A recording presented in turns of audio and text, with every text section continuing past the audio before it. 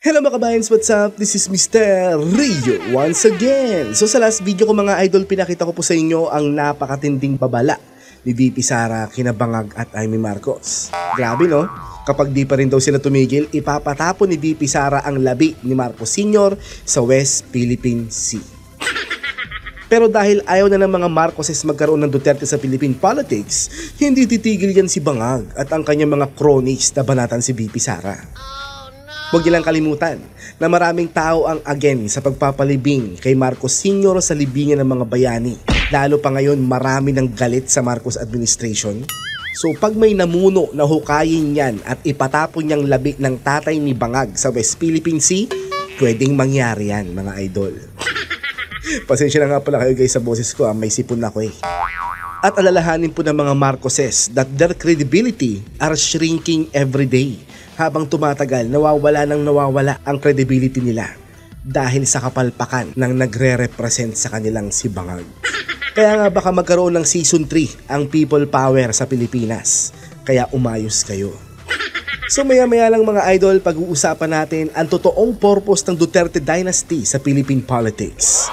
But now, magla-live comment po muna tayo sa hearing na kung saan harap-harapang niyurakan ni Congressman Johnny Pimentel ang pagkatao ni Yusek Epi Macodensing. Tara guys, let's go! What covers, anong mandato mo dito sa school infrastructure and facilities? It's to create policy on how infrastructure should be made, creating the long-term strategic direction. Nagkaroon kami ng comprehensive school infrastructure development plan for 2030. Then, coordination with DPWH because the implementer of the new construction of DepEd is DPWH, not DepEd. In fairness kay Yusek Epi, diretsahang sagot ha. Walang patumpik-tumpik at walang binabasang script. I like that. And yes, DPWH talaga ang may hawak yan sa pagpapatayo ng mga school buildings na yan, not DepEd. Okay, malinaw yan mga idol ha. Were you involved in the procurement of the school buildings? No, Your Honor. But you were in charge of the allocation of the budget of the school buildings. The identification, Your Honor. We have a committee to do that. Alam niyo guys, gusto ko yung isang tanong, isang sagot na walang alinlangan. I like that kind of behavior. Meaning, walang tinatago whatsoever. Diba? And ikaw ang in charge doon sa identification? Ako ang in charge, pero sabihin, I had a committee created for the identification. Okay, ano? Malinaw yung sagot ni Yusek Epi ha. Kaso matanda na tong si Pimentel, baka di niya maintindihan no? Ang mga programs doon sa school infrastructure and facilities? So it includes, Your Honor, new construction implemented by the DPWH. Then we have the school furnitures implemented by the regional offices. And we have the last mile school, electrification, water systems, and implemented by the division offices. Ayos. So meaning sa mga usaping building a school building, nagko-collaborate ang DepEd and DPWH. So if you started in 2022, in short, you handled the budget for 2023 and also for 2024, hindi po ba? For the school buildings? For the 2023 po, hindi po. The school buildings was under the administration strand. So I only took over 2023. What was the budget? What was the budget of the 2023 school building program? The original budget was 5.9 billion. Yun po ang nasa NEP. And that was for 2023? 23 po. That original po, 5.9 billion. Okay, 5.9 billion ang nasa NEP or National Expenditure Program mga idol Pay attention. Sa NEP, it was only limited to 5th and 6th class municipality. Then pagdating po paglabas po ng JA, nadagdagan po ng 9.7 billion. So a total of 15.6 billion. So nung sagaan na, or General Appropriation Act, naging 15.6 billion. So nadagdagan siya ng 9.7 billion, no? What the F? Ba't kaya walang makapagpaliwanag kung bakit ganyan ang ginagawa ng mga buwaboys, no? Malinaw guys na ang nasa NEP ay 5.9 billion. Pero pagdating sagaan, naging 15.9 billion. Anong gagawin nila sa 9.7 billion? Ibubulsa nila? Naknanto ko no? 2023 JA. For 2024? 2024 sa NEP po is 19.7. By when the JA came out, it became 24.7 billion. What the? 24.7 billion na siya nung lumabas sa GAA? Walang hiya, di ba? Sinobrahan na naman ng mga buhaboys ng 5 billion pesos, no? Pucha, tiba-tiba na naman ng mga pesting yawa, no? Yan, for 2024. So, i-cover din ng SIF yung Basic Education Facilities Fund Programs, hindi po ba? Opo, tama po yun. So, under din sa'yo yun. Ang alin po yung? Yung BEFF, the Opo. Basic Education When you say Facilities BFF, and that's the Programs. total infrastructure program. But there is a discrepancy. And sabi mo kanina, 19.7 billion ang Net. allocated. Net. But it states here that in the 2023 GAA, the amount of 23,417,897 pesos was appropriated in the GAA for 2023. Your Honor, that's BFF. So that includes new construction, which is 15.6 billion, my electrification, my water system, my repairs around 4.9 billion, and I think last mile school. So total of 23 billion, Your Honor. Maganda ang sagot ni Yusek Epi, meaning meron po talaga siyang alam sa trabaho niya. Hindi gaya nung iba na kailangan pa ng staff o kailangan pa ng mga kopya ng mga kung ano-anong mga dokumento. Good job, Yusek Epi. You're the one in charge for the identification. Tama po yan. Aside from the identification, ano pa ba ang mandato mo as an undersecretary? What exactly is your designation? Undersecretary for what? For operations, for administration? Starting 2023, Undersecretary for School Infrastructure and Facilities, starting 2023. So, sakop mo nga lahat ng mga school buildings. Tama po, tama po. Okay. So, you're the ones who decided sinong bibigyan ng school buildings kasi sabi mo kanina, ikaw ang nag-identify. So, you were the ones, kasi ang proseso po niyan, nagpapadala yung mga school superintendent division or rather the schools division in each district or in each province.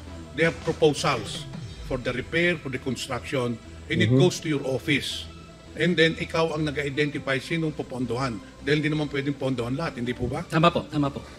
Pero for this purpose, Your Honor, I made sure that it is equitably allocated. That's why in August 4, 2023, we created a National Technical Working Group composed of 4 area managers, members of the facility operations strand, outsider sa SIF strand, para ho fair ang allocation and based on needs. And there's a criteria. The criteria is 70% should be allocated to those which are in makeshifts, yung talagang walang classroom from the very beginning, and 30% allocated dun sa may shortage, kagaya ng 2 shifts, 3 shifts, yung po shortage po yun. So nakafocus po dun.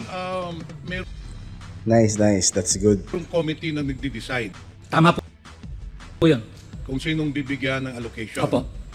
Based on the proposed list of the divisions. Hindi Tama po. ba? We assume na validated na rin siya. So in short, ikaw talaga ang nagde-decide kung sinong binibigyan. Once na nagawa na listahan ng yung komite, I just accept it at is because I assume that they follow the criteria that we set. Tama. Siyempre, inassume na po ni Yusek Epi yan na dumaan yan sa tamang proseso, di ba? So meaning, inassume na ni Yusek Epi na okay na yung mga yan. So go na yan, di ba?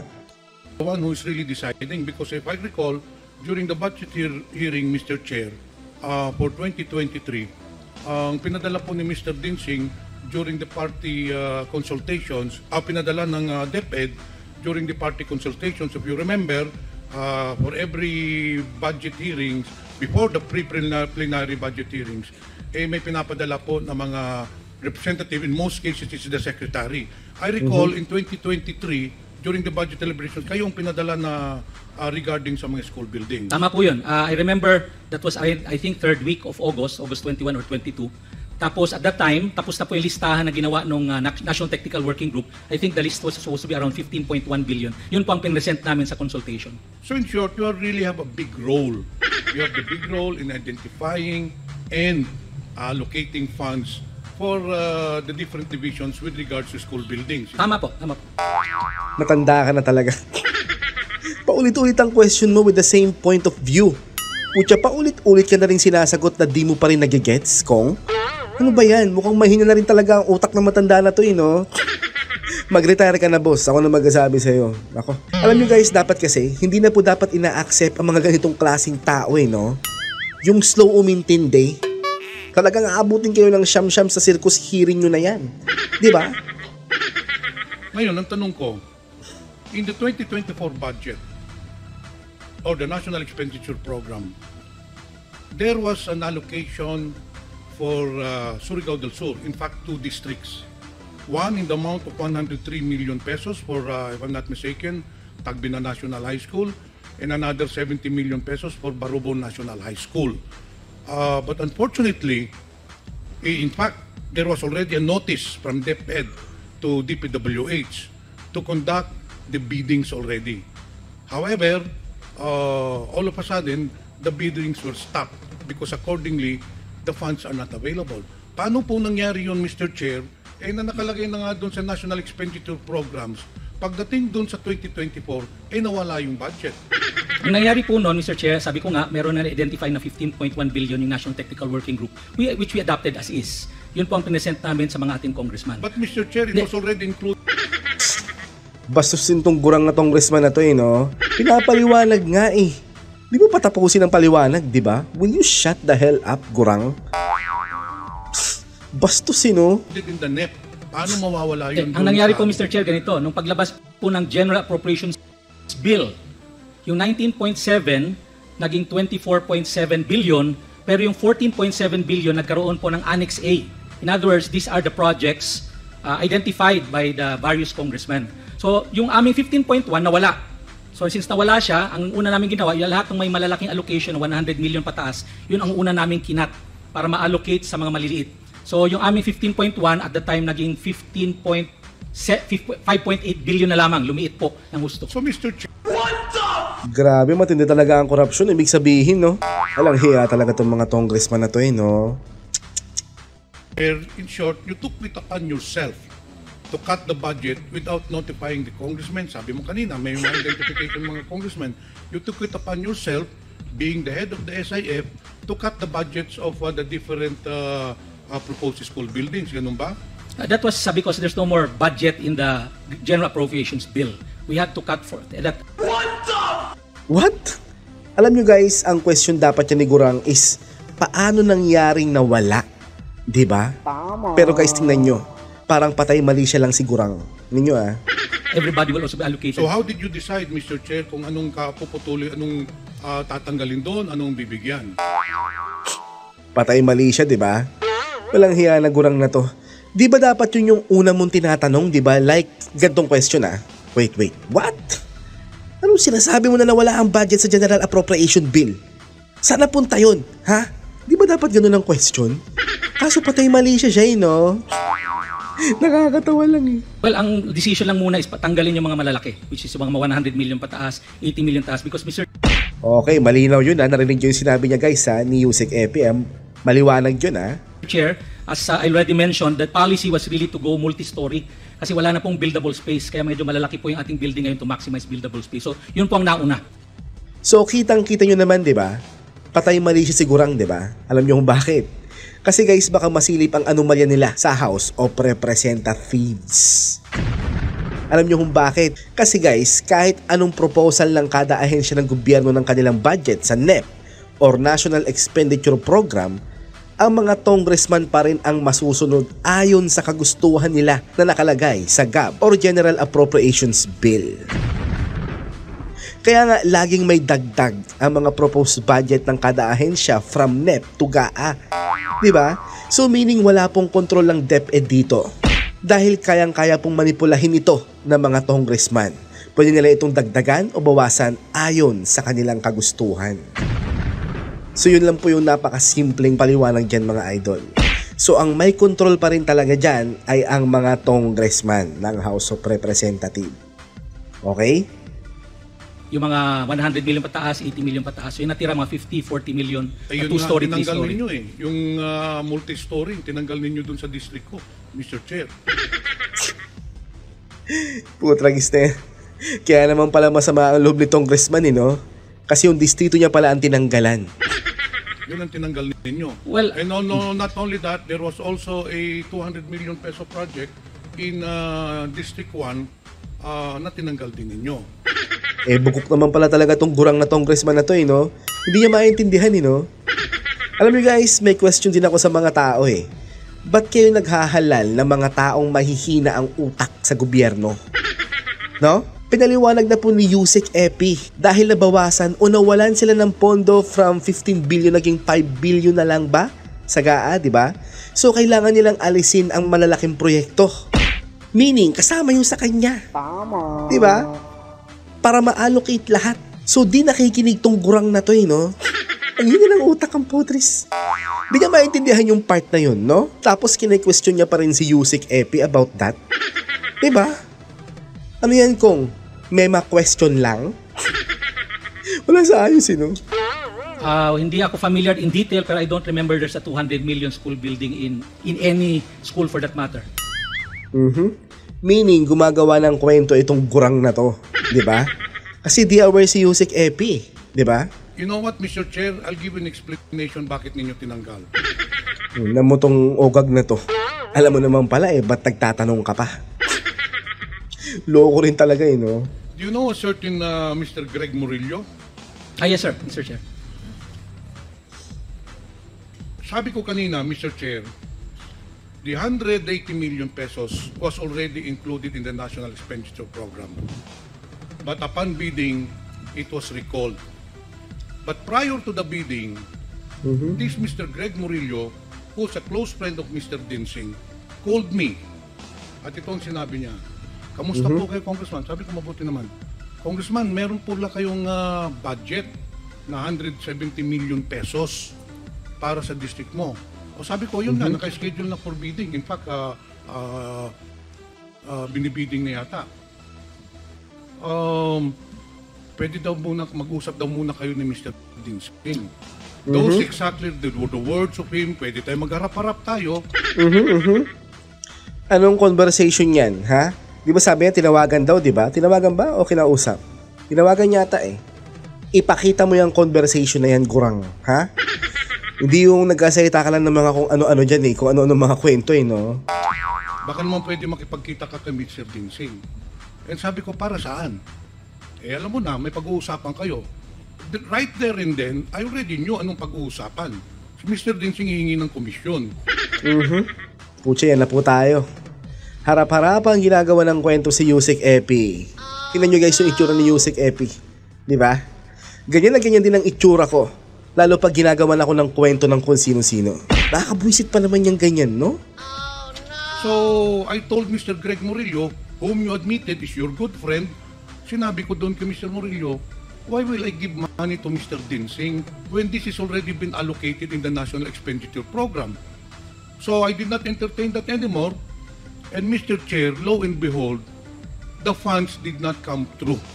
Kinancel yung bidding and then nawala na nga because I did not come across to the request of Mr. Dinsing na humingi siya ng komisyon. And not only that, Mr. Dinsing, hindi lang akong biktima niyan. Marami pong mga congressmen, and for the record, Iharap mo yung mga congressman na sinasabi mo, ha? Hindi yung puro ka lang salita, gurang. I want to put it in record, maraming mga congressmen na nagsabi din sa akin that you approach them. Sino-sino yung mga yan? Pangalanan mo yung mga yan, ha? Ang dami mo nang sinasabi, gurang ka. In fact, there is one congressman in Visayas that you were asking for 18% commission. Wow, grabe. Kung ako si Yusek Epi, magkasalita na ako dito. Lalo pag alam kong hindi yung totoo. Pero guys, ang isasagot ko lang sa kanya is prove it. Prove your f***ing accusation. Tama. Yun lang naman. Of the school buildings.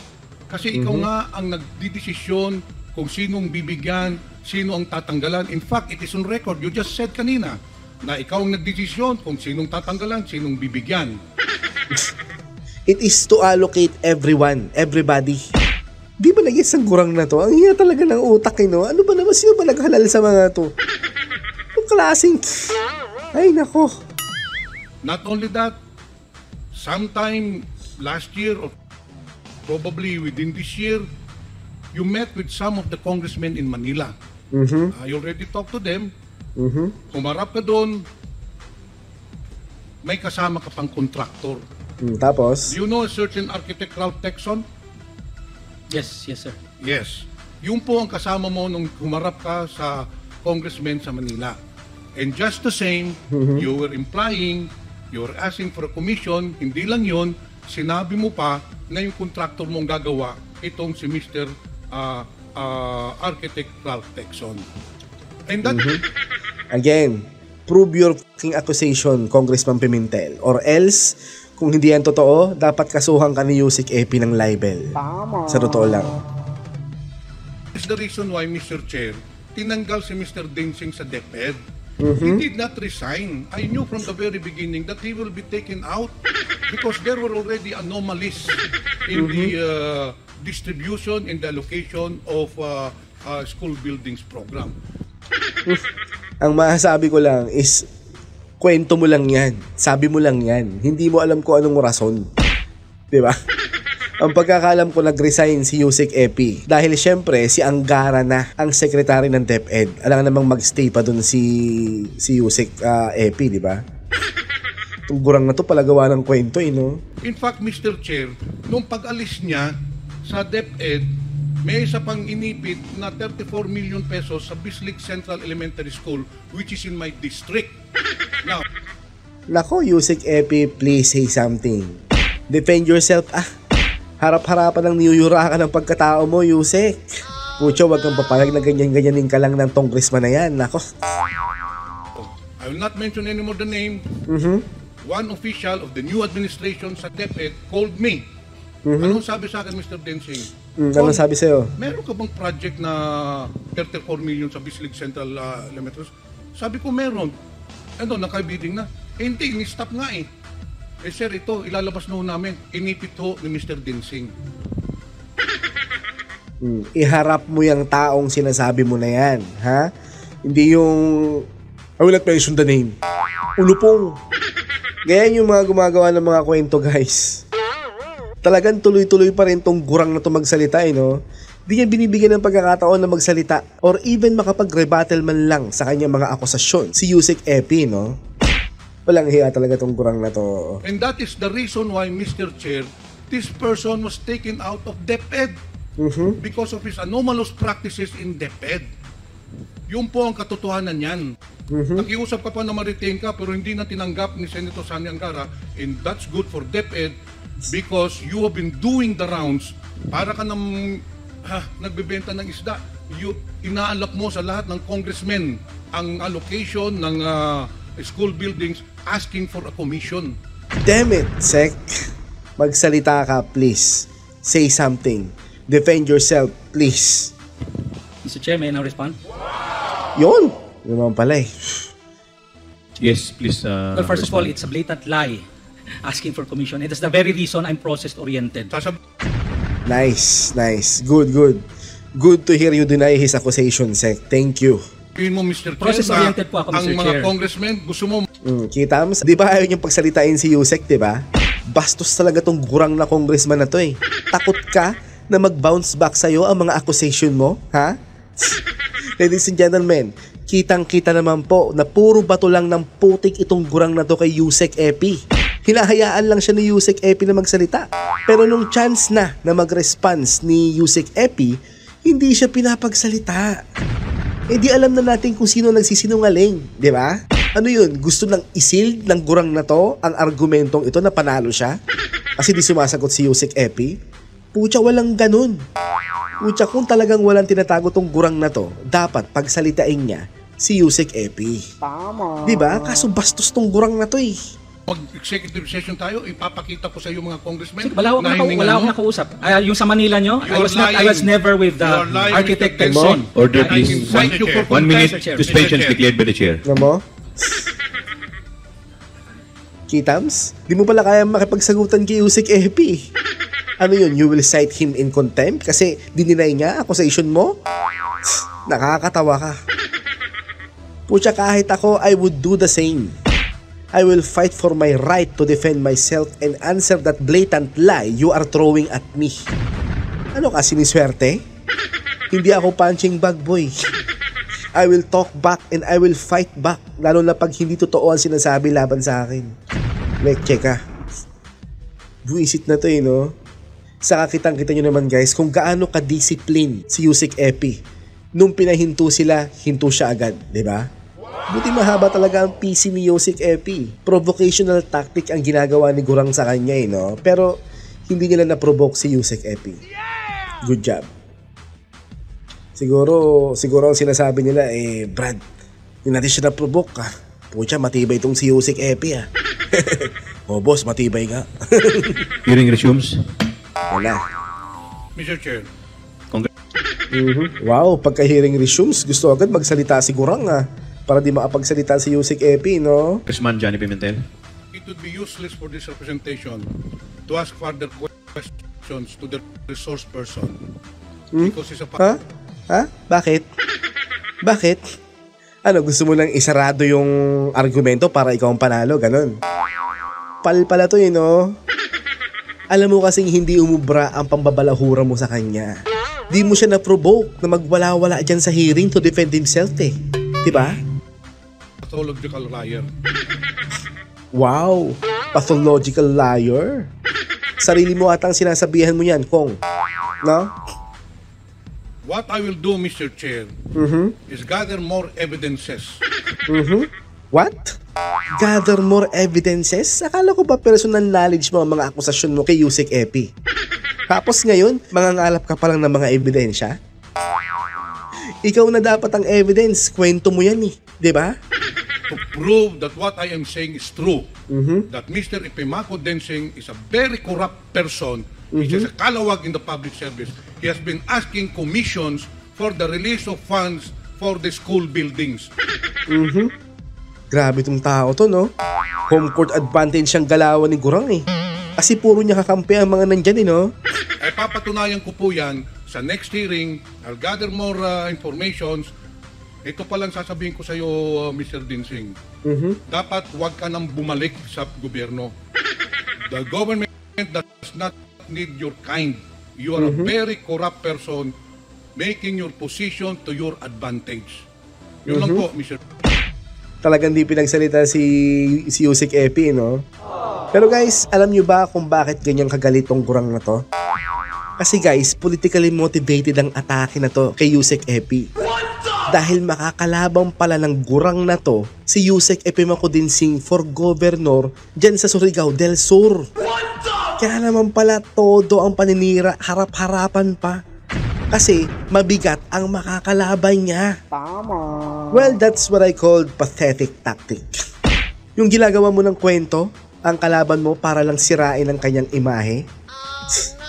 Ganyan po guys ang ginagawa ngayon ni Gurang kay Yusek Epimaco Densing, mga idol. At ang nakakatawa pa mga idol, yung dating head ng anti-corruption unit ng DILG pa, nung panahon ni PRRD, ang tinawag niyang corrupt. Nakakatawa talaga tong si Gurang So kayo guys, kanino kayo maniniwala? Sa puppet ni Bangag? O kay Yusek Epimaco Densing na nasa panig din na PRRD na legit at kaalyado nating lahat? Well, kayo na po ang bahalang humusga, mga idol. So ngayon naman mga idol, ipapakita ko naman sa inyo ang totoong purpose ng Duterte Dynasty sa Philippine politics. Let's go! Disclaimer lang muna mga idol ang post or idea na ito ay nagmula po kay Madam Crisette Loretta Chu. So magko-comment lang po ako sa post niya na to. Dahil napakaganda ng idea niya sa post na to. Let's begin mga idol. Wait lang. Iibabaw ko lang ito para makita nyo yung nakasulat. Okay, let's go. Bakit kaya may Duterte sa Philippine politics? PRRD upended the Aquino legacy, a much-loved one written with glowing admiration in history books. True mga idol. Alam naman natin na ang yellow propaganda ng mga Aquinos ay ang pagmamanipula nila sa mga history books about their divine family. Diba? Na ang Marcoses ang masasama at ang mga Aquino ang mabubuti. Diba? Sara will end the Marcos legacy, which is hated and seen as corrupt to begin with, so it's not going to be as hard. Yes, again true. Saksi ang lahat ngayon sa incompetence ng Bangag administration na ito. Iba ang sinasabi sa ginagawa no?